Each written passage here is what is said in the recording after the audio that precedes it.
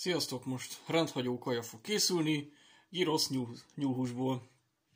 Először azt mondanám el, hogyha valaki élő nyúlhoz jut, régen én is hozzájutottam, most egy ideje mióta panelproli lettem, illetve külföldre jöttem, akkor az A betűs üzletláncba szoktam venni évente néhány alkalommal, mondjuk legalább kétszer ilyen becsomagolt nyuszi-muszit, mivel pár napja volt húsvét, azért az L betűs üzletláncba is találtam tapsifülest, úgyhogy még olcsóbb is volt, nem tudom, hogy mindig szokott lenni, máskor nem is figyeltem, mert oda alapvetően nem járok, és most elég kedvező áron is volt, szóval vettem 3 ilyen zacsit, és akkor körülbelül olyan 1 kg 20, 1 kg 40 dekások szoktak lenni, mikor hogy, és akkor kilóra vannak beárazva. Ugye egyet már elkészítettem valamelyik nap, és akkor ezt most meg csak majd feldarabolom a fagyasztóba, meg majd megmutatom a végén, hogy néz ki, amit már elkészítettem tegnap előtt, ha jól emlékszek. Amit korábban vettem, abba, ha jól emlékszek, benne volt a szív és a máj is, meg a vese. Ebben most a máj, meg a vese van benne hagyva, de a nyúlnak nem szoktuk megenni a veséjét, legalábbis az én családomban, szóval azt kidobom. A májat pedig akkor is, hogyha még nem járt le a szavideje a csomagnak, jártam már így. Nézzétek meg, nem zöld, nem büdös, mert egyszer úgy jártam, hogy nem járt még le, hidegen volt tartom, mégis a máj már meg volt zöldülve, és egy kicsit büdös volt. A húsnak egyébként még nem volt semmi baja. És akkor, amikor élőt vettem, az úgy került az asztalra, hogy a 2 hátsó lábánál megfogtam, feje lefele fordítottam, ahogy belefolyt a felébe a vír. Már nem kapált annyit, egy baltával nyakon csaptam. Apám, mint Bruce Lee, a tenyere élével szokta, és akkor nem lesz annyira véres a nyaka, hogyha szedett szét, de én a baltába bízok. Utána, hogy így megkábul elég rendesen, akkor le a földre, balta másik felével lecsapom a fejét. Apám egy éres késre szokta elnyiszálni a torkát, de én azt nem szeretem, mert nagyon sűrű a nyuszinak a bundája, és az elég ilyen problémás vagy nehéz lehet, főleg ha nem elég éles a kés, akkor csak kínzott szegény jószágot. És akkor utána, ahogy rajta van még a kabátja, mi a baracfára akasztottuk fel, akkor még volt úgy ága, itt körülbelül ahol hajlik a lába, és akkor itt körbevágjuk a bundáját késsel, ilyen Y bemetszés, és a farkát körbevágjuk, utána a farkát le is vágjuk, le lehet húzni róla szépen így egybe a kabátját, alatta egyébként van egy vödör, amiben csöpög bele közben a vér, és akkor abba levágjuk ugye a fejét a bundástól, meg még a belét is majd abba hajtjuk bele, és akkor szétszedéskor itt el kell törni a medencéjét, nem nagyon nehéz egyébként, viszonylag könnyű csontú, mint a baromfi, a nyúlnak is viszonylag könnyen törik a csontja, és akkor innen ki lehet kapni ugye a fenekét neki tulajdonképpen, és én úgy szoktam, hogy óvatosan így, ahogy ott bemetszem, 2 ujjamat húzom, köztem megy a kés, hogy ne vágjam szét a belét. Májára figyelni kell, mert van ennek is epéje, úgyhogy azt ki kell vágni, ezekről leszokták szedni, de nézzétek meg azt is.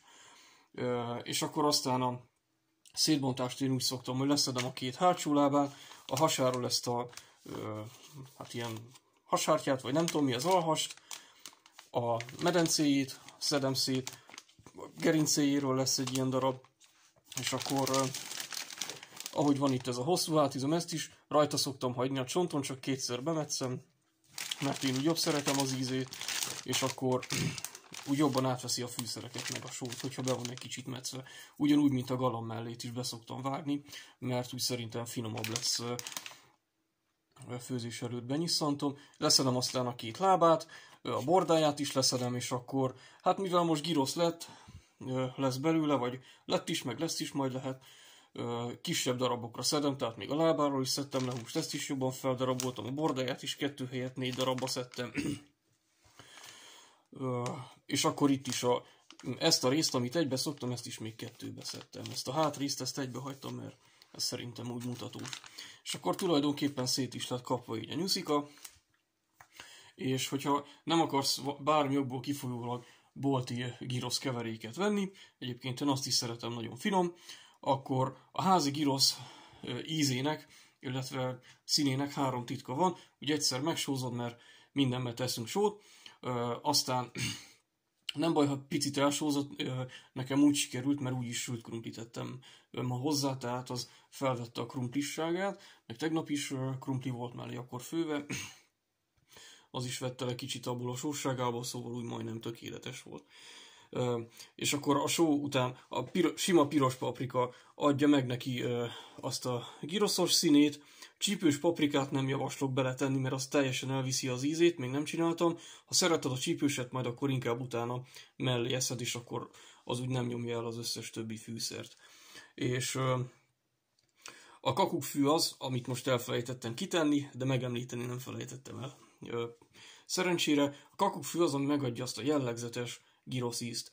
És akkor ezt a hármat, hogyha beleteszed, akkor körülbelül már el is éred azt a jellegzetes girosz ízt.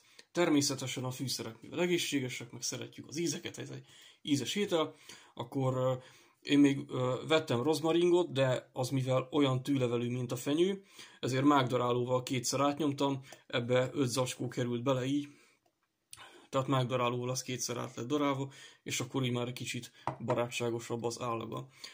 Ebbe van körülbelül, hát nem körülbelül, pontosan felesbe szárított oregano és bazsalikon.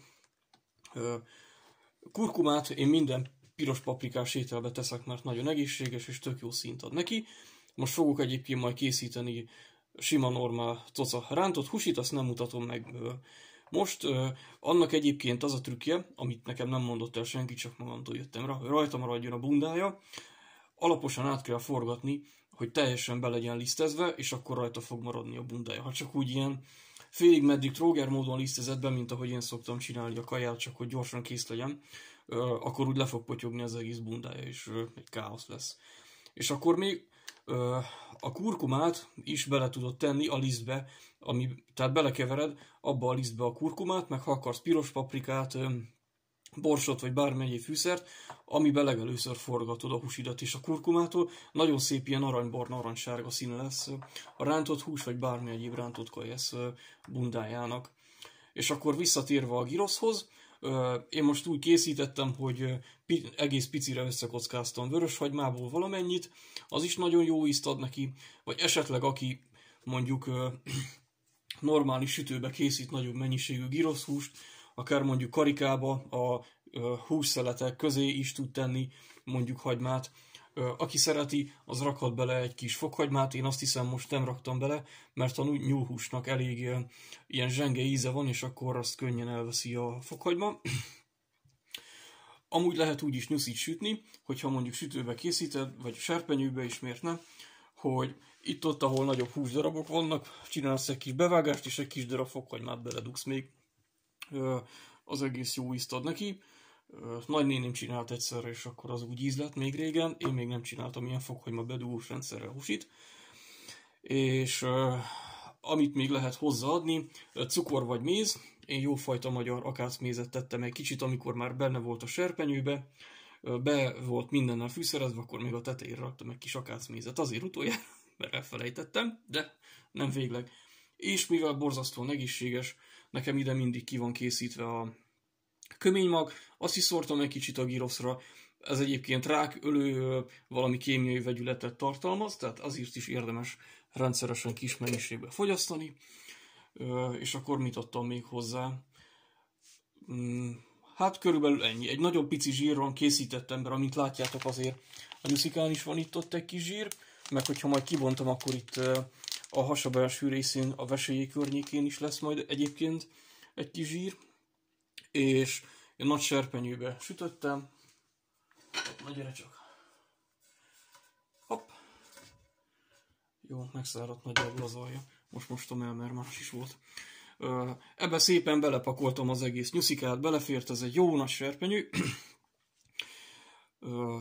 Rátettem, van egy ilyen nagy sima fazékfedőm, és akkor ebbe szépen itt elratyogott a nyuszika.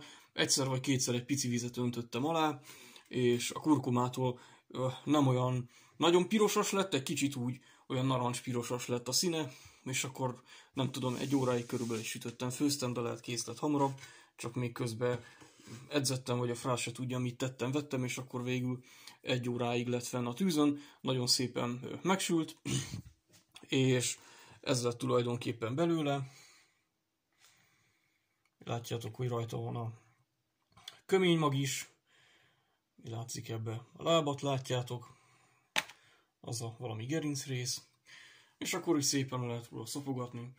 krumplival szerintem fantasztikus, vagy esetleg ha van otthon és szereted, nyugodtan tegyél krumplival, vagy a helyett batátát, édesburgonyát, az is szuper. És egyébként a nyusziból meg tudsz csinálni bármit, csak simán megsütni, én is úgy szoktam. Igen, még a gyroszba egyébként lehet szerintem tenni egy pici köménymagot is, én most szerintem nem tettem, mert nagyon erős íze van. Ha a nyuszit sütöd akárhogy, egy nagyon icipici leheletnyi őrölt köménymag az kiemeli az ízét, sokat nem szabad, mert elnyom minden másnak az ízét. És akkor én úgy is sütöttem már serpenyőbe, hogy ilyen sóbors, egy kis petrezselyem, vagy raktam mellé vörös hagymát, vagy nem. Én most mondtam, hogy köménymag, és akkor tulajdonképpen csak így ilyen naturhusinak megsütöttem. Akár paprikás krumpliba belefőzve is tudom képzelni, vagy csak hogyha így bedobod a sütőbe, tepsin dobálsz mellé krumplit, fantasztikus íze van. Ugye mondják azt, hogy a nyúl az funkcionális élelmiszer, mert könnyen emészthető, és alacsony vagy viszonylag alacsony a zsírtartalma, és akkor erre mondta egy tanár viccből, hogy hát igen, funkcionális élelmiszer, és az a funkciója, hogy csökkenti az étvágyat. De egyébként sportolóknak, időseknek, betegeknek, várandósoknak, vagy akik nemrég szültek, azoknak is jó, hogyha eszik időnként, mert elég szuper, és megszínesíti a mindennapi kajánkat. Én azt mondanám, hogy a marhahúsnál valamivel olcsóbb, de körülbelül olyasmi árban van, mint egy közepes, jó minőségű marhahús. Hát mondjuk a nagyon jó marhahústól olcsóbb, a disznótól meg mondjuk drágább. A csirkéhez, pulykához képest is egy kicsit drágább. Tehát nem a legolcsóbb hús, de nem is a legdrágább. Ráadásul, ha kiszámolod mondjuk, hogy ha elmész valahova, veszel egy ebédet, ami mondjuk sertés vagy csirkehús, vagy ha itthon megveszed magadnak a nyuszit és elkészíted, akkor lehet, hogy még így olcsóbban is kijön egy ebédet például. Jó, hát körülbelül ennyi, ami azt hiszem, hogy eszembe jutott a tapsifülesről. Ja igen, én egy nyuszit körülbelül olyan 4 adagnak szoktam magamnak számolni. 3 adag biztos kijön belőle, attól függ még mit eszek mellé, van, hogy 4 adagot is ki tudok belőle hozni, meg ugye attól függ, hogy mekkora, én általában a kisebbet ilyen 1 kg 20 dekás körül szoktam venni, tegnap nem néztem, mert vagy amikor vettem valamelyik nap, mert úgy voltam vele, hogy megörültem, mert égettem. Jó van, jó étvágyat a tapsifüleshez, sziasztok!